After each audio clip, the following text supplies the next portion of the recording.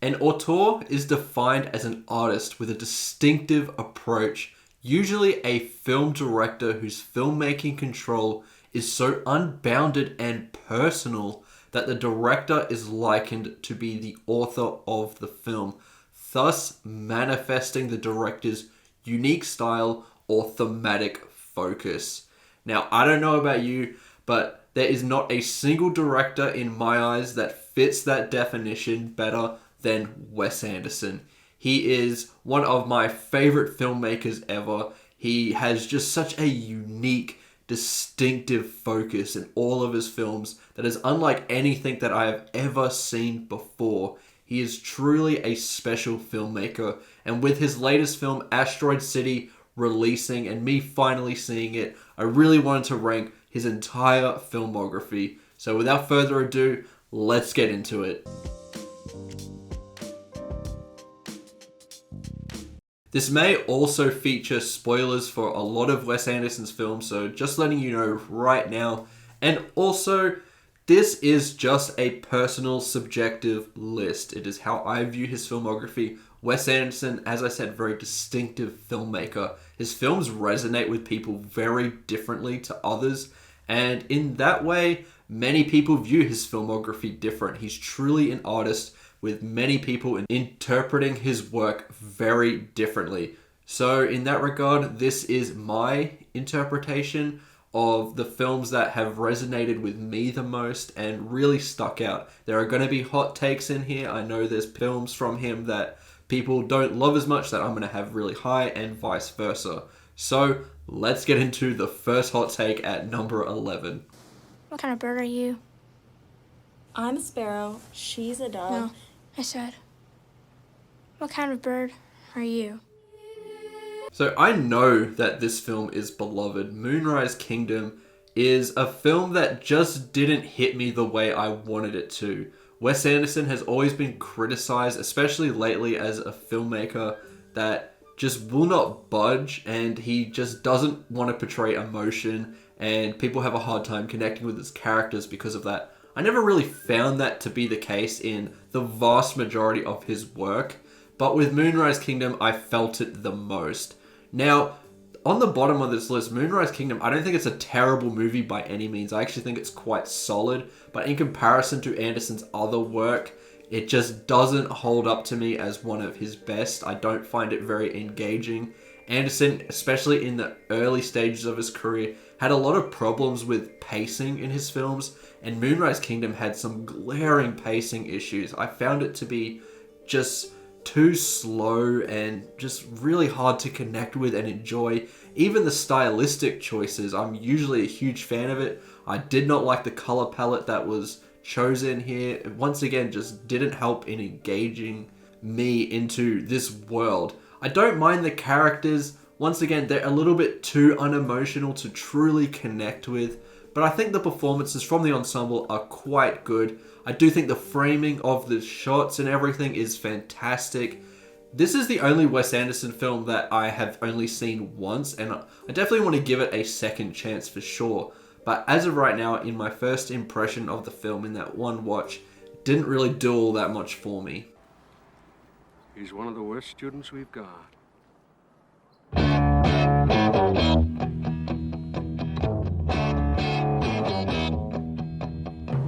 Perhaps another hot take here. Rushmore, I think, is a great second effort from Wes Anderson, and it definitely broke him out a little bit more as a filmmaker with very distinct vision, because in his first feature, Bottle Rocket, you see the hints of him doing that, but in Rushmore, he's starting to really go fully into what he's known for today.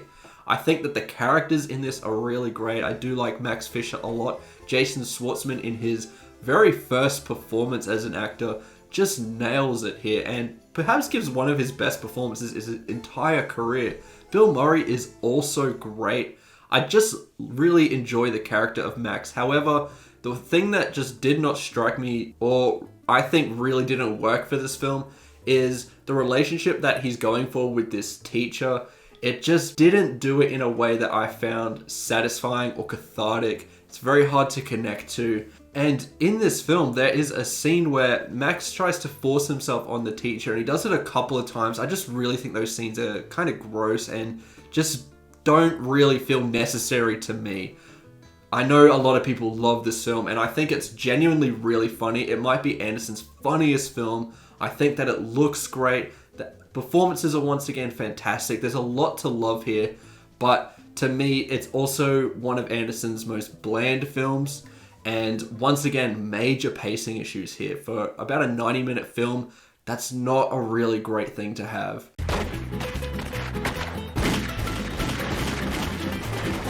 So here we have Wes Anderson's first feature film, Bottle Rocket. I actually enjoyed this a lot more on a second watch than the first watch. I just think there's just so much to love here, and there's just so much charm to it.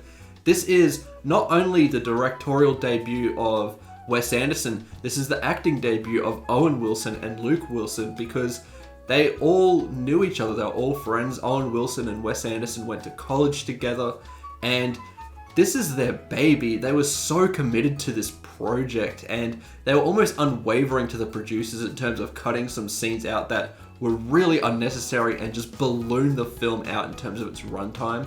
However, they managed to get it cut down, and this film was a failure by all standards when it first released. However, over the years, it has become a real cult classic and enjoyed by many people.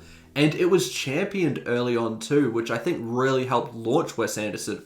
Martin Scorsese put it in his top 10 films of the 90s, which must have been such a huge honor for Anderson at the time. I really think that it's incredibly charming. There are those pacing issues again.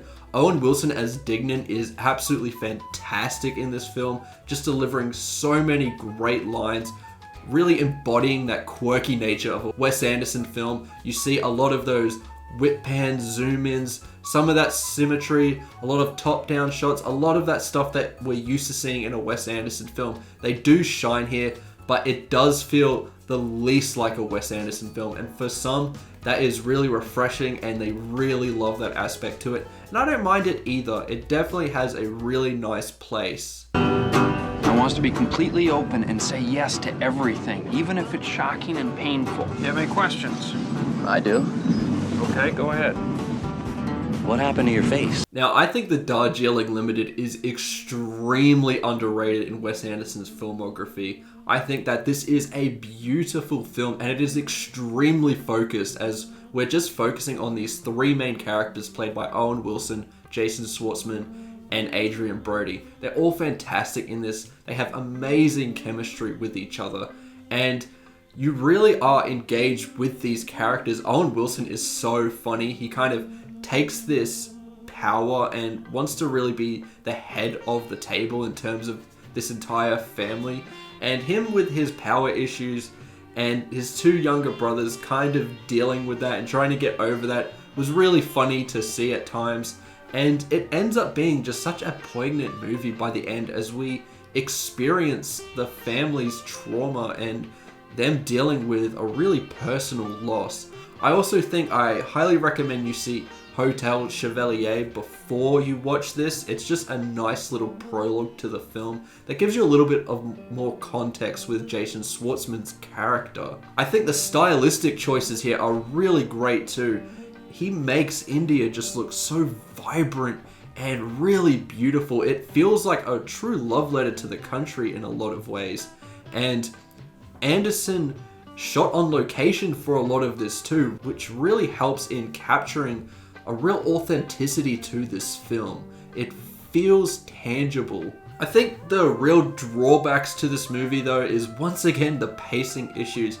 Really early on, you just see it constantly in his filmography. This hits kind of a lull when the characters get off the train, and then it starts to pick up and hit some really poignant moments. It also hits a point too where we flash back, and while I do like it in the film, it could have been handled in a way where it was a little bit less jarring and ripping you out of the momentum that the film is building. This also gets criticized for being a pretty shallow Wes Anderson film, especially compared to his other work, and I normally don't really agree with that criticism. I do think there is a lot to draw from here, but I don't think that it is insanely poignant or insanely layered to the point where I would say that it is one of his best, or this is the best way that he has handled a narrative. It's very simple, and because of that, it just doesn't hit as hard as some of Anderson's best work in my eyes.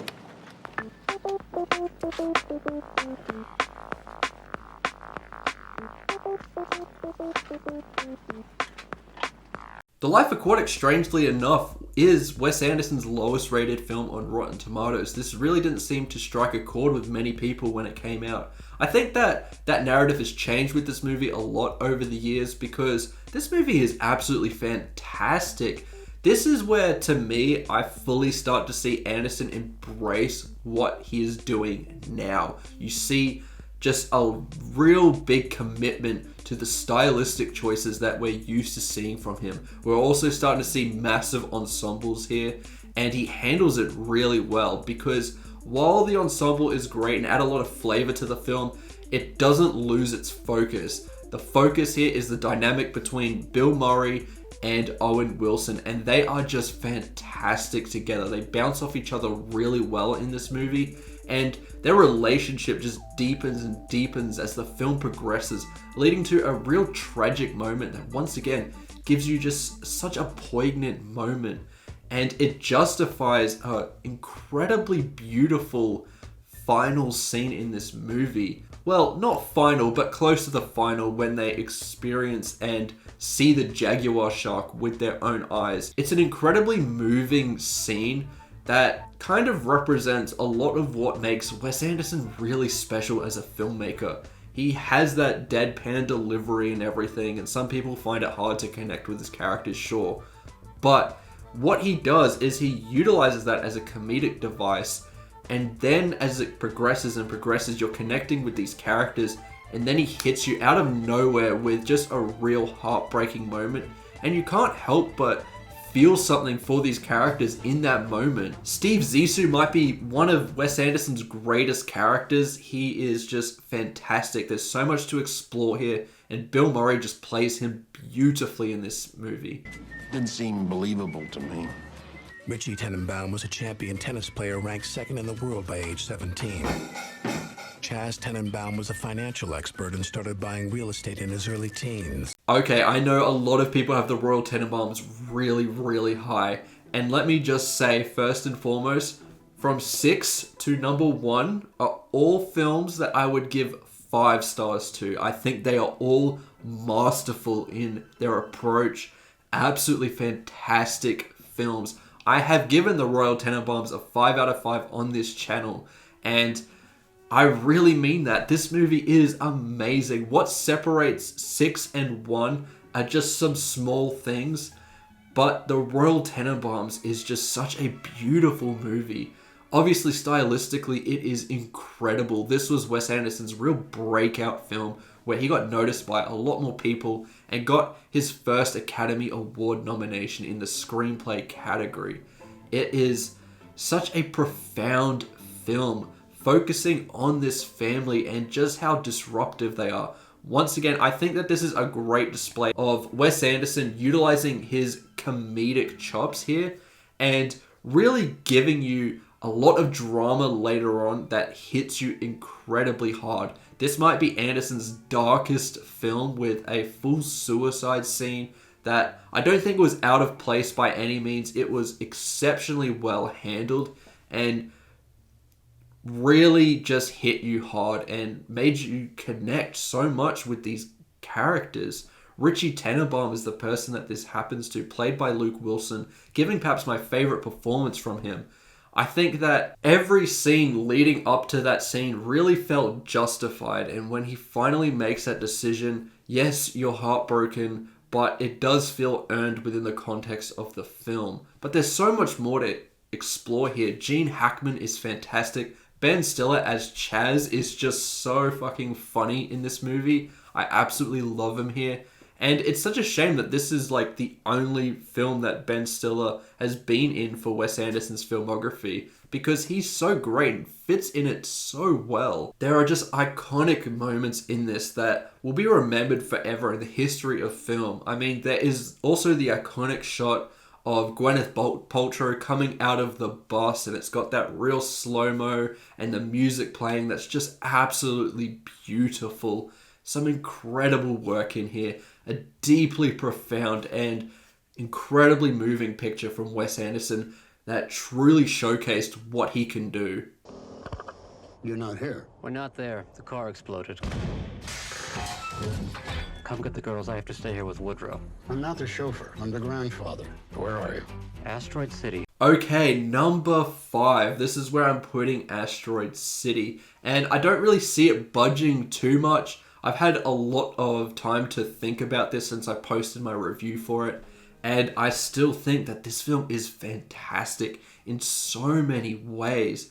Obviously, stylistically, it is phenomenal, up there with his absolute best. The color palette is just consistent. The use of black and white, I think Anderson really films black and white scenes probably better than anyone. I mean, it just fits and works so much within the context of the film. The framing device of having the colored scenes as this play and the black and white being the real world is just beautifully handled.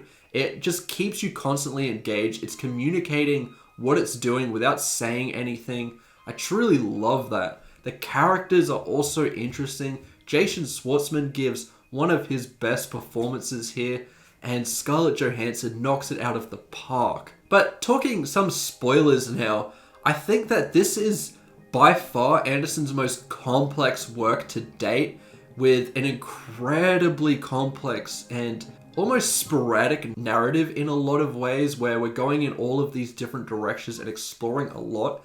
Some people might not really enjoy that, and that's why this film is quite mixed for a lot of people. But I have seen with the reception that this film has gotten that Wes Anderson fans seem to really enjoy this, and newcomers to his style and his way of filmmaking and people who don't really like his work just don't like this. And I think I know why. It's because fans of Wes Anderson engage with his work a lot and truly understand the way that he communicates a narrative. It's easy to pick up on the real complexity of this film and understand the nuance to it. When you've seen his entire filmography, you can understand the way that he can visually communicate something to you a lot better than if you hadn't seen a single Wes Anderson film. I would probably be more on the side of not really enjoying it as much if this was my first Wes Anderson film. Luckily for me, I've seen everything that he has done before Asteroid City, and I thought it was beautifully handled.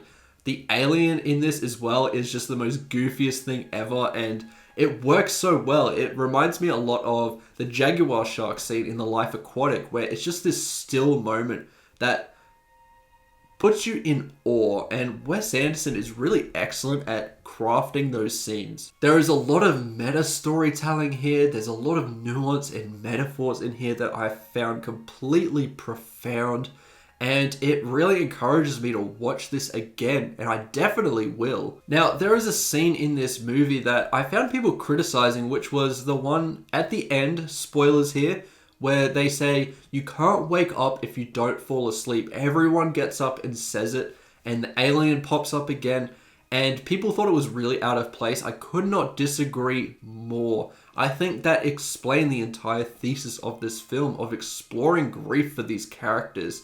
To me, that really meant that you can't wake up is a person moving on from their grief and moving on with their life, and that you don't fall asleep is them kind of embracing that and kind of letting that wash over them before they can wake up and move on with their life. It's so poignant and so beautiful, and I think it is a line that can be interpreted in many different ways. That is my interpretation. If you disagree with that, that's fine. It doesn't matter, because that's my interpretation. Like all good art, we all have different ways of looking at what this piece of art can explain or showcase to us, and that to me is what I got from it, and I thought that fit everything that Wes Anderson was trying to do here perfectly well.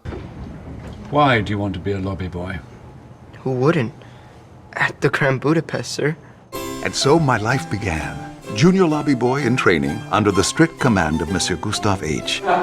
Number 4, the Grand Budapest Hotel. Many people would have this as their number 1, and I wouldn't really disagree with you because the film is amazing.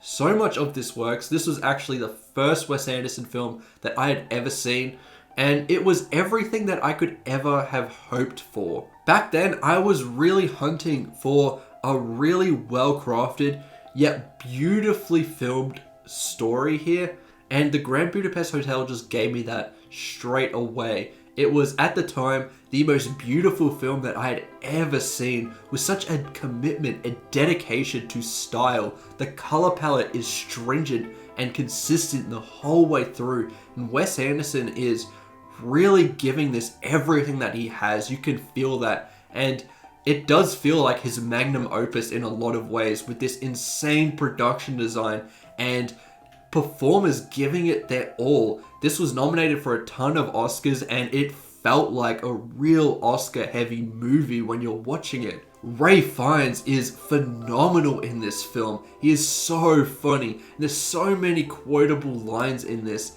And Tony Revolori, in I think his first ever film, knocks it out of the park. He is so great as Zero in this. Just a beautiful film, an exploration of these characters.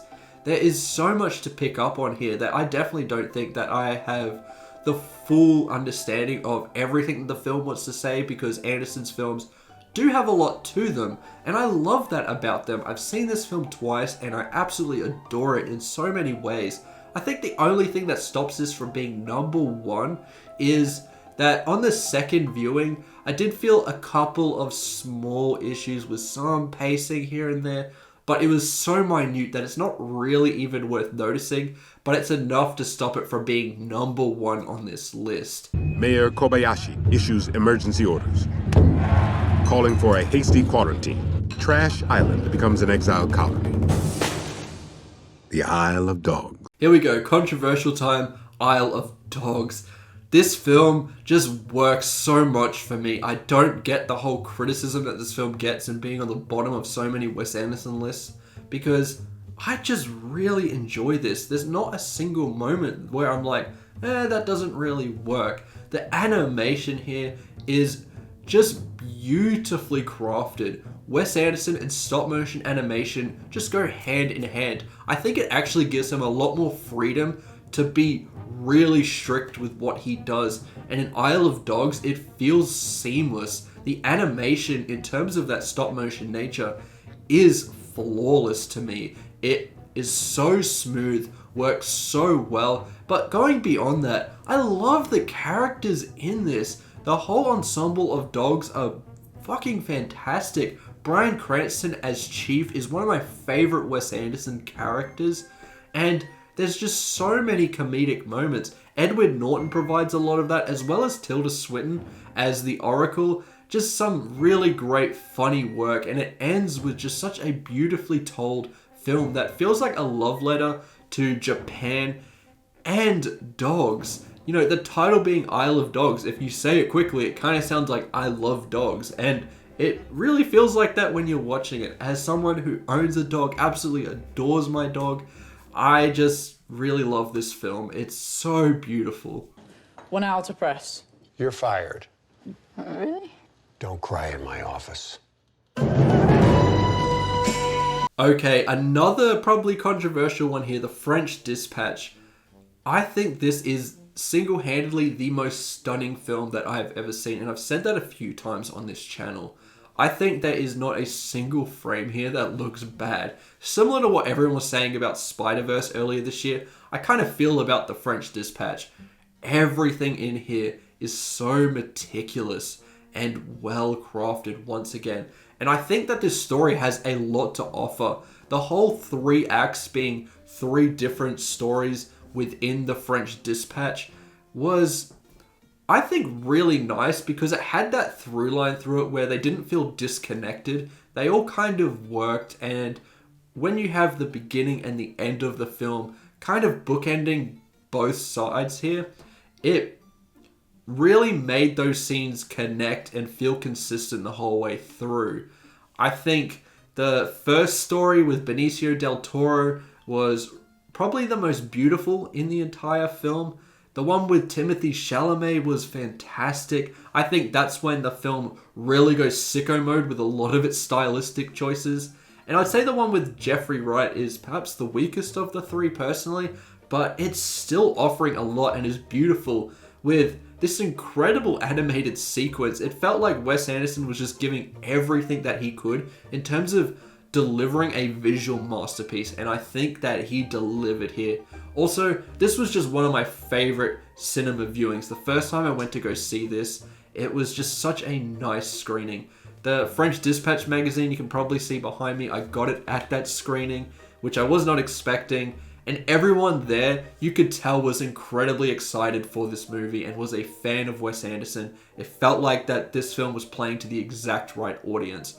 I do feel, though, that if you're not a fan of Anderson's work, or this might be your first Anderson film, once again, like Asteroid City, it's not the most accessible. I think that to fully appreciate this, you have to really watch a lot of his other stuff first.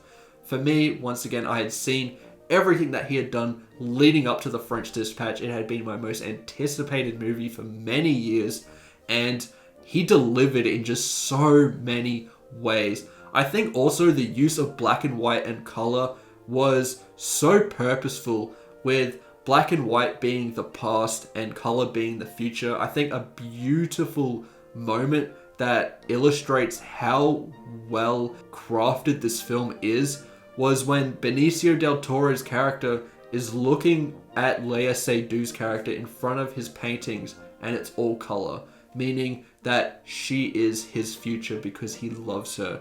Just incredible stuff that says so much without saying a word. And that is when Wes Anderson is at his best, when he can use a single frame and just communicate the entire film to you. I think that is mind-blowing stuff. The French Dispatch has so much in here that really nails that to me. I think each character in this was so cool. And yeah, what more is there to say? I love this film. It was my film of 2021, and it continues to be that. Just beautiful stuff. What do you got? I can see in the dark. We can use that. Rabbit, I'm fast. Badger, demolitions expert. What? Since when? Now, it is always tough because the top four, I always switch around. Grand Budapest has been number one for a long time. Isle of Dogs has been number one for a while. The French Dispatch has been number one for a while. But I think right now I have Fantastic Mr. Fox as number one. I think that this is the just epitome of what Wes Anderson is and what he can communicate. The whole thing of having comedy and these quirky characters leading to real poignant moments, I think is at its strongest here. The comedy here is so funny. There is a real weight to it though, because we're also exploring the fact that Mr. Fox doesn't really regard his son too much, and that kind of dealing with a real tense relationship. And it's played off for jokes, but there's enough under there that when we get further into the film, it really connects on those hard, poignant moments that can make you tear up in a lot of ways. The animation and cinematography is just mind-blowing. Once again, a really consistent color palette. Maybe his most strongest, with those real autumn colors really coming through and shining here. The minute that this film starts, you're just getting so much style and communication straight away with imagery. And Alexander Desplat's score, I can't believe I haven't mentioned this in this entire list. Alexander Desplat has done a ton of Wes Anderson scores, and they are all phenomenal. And this could be his best. I think that it just connects with the film a lot. It feels like it was just such a beautiful achievement in music. And I need to talk about one specific scene that truly makes this number one. Fantastic Mr. Fox, to me, has the single greatest frame in the entirety of cinema. And that appears in the Canis Lupus scene. I'm sure you know about it if you're a fan of Wes Anderson and Fantastic Mr. Fox. This scene is the only time where just a single shot, no words, has brought me to tears. And it has done that consistently because it says so much. you know, you hear that saying, a picture says 1,000 words, and I don't really truly ever believe that. But with Fantastic Mr. Fox and the frame of the wolf out there with the snowy mountains behind him, and Fantastic Mr. Fox raising his fist and really acknowledging the wolf's existence, it communicates so much, and the film does a beautiful job of kind of highlighting Mr. Fox's insecurity at being a wild animal. This is when a real wild animal and Fantastic Mr. Fox, someone who's a little bit more civilized, connect, and they truly embrace who they are. Because Mr. Fox has been forced to live like a wild animal in a lot of ways. It's perhaps his destiny, even though he's trying to run away from it. He's afraid of wolves the entire time because I think that's his insecurity just looking him right in the face, and that happens in that scene, and it's just so moving for the character. I think it's beautifully well done, and once again, not a single word is spoken. You just have this incredible music and a beautiful frame that truly make this just a stunning achievement in cinema and a real masterwork from Wes Anderson. It just plays out really well the entire way through. There's more to it than that one shot. Everything builds to that, and you're engaged the entire time. I actually think that this film is incredibly accessible to if you're a fan of Wes Anderson or not. This just has something for everyone to truly enjoy. This is not only the best Wes Anderson film, I truly think that Fantastic Mr. Fox is the greatest animated film of all time, and it truly just delivers on that right up until, once again, an incredibly beautiful conclusion with a just amazing and uplifting dance number. And there's also so many little details as well.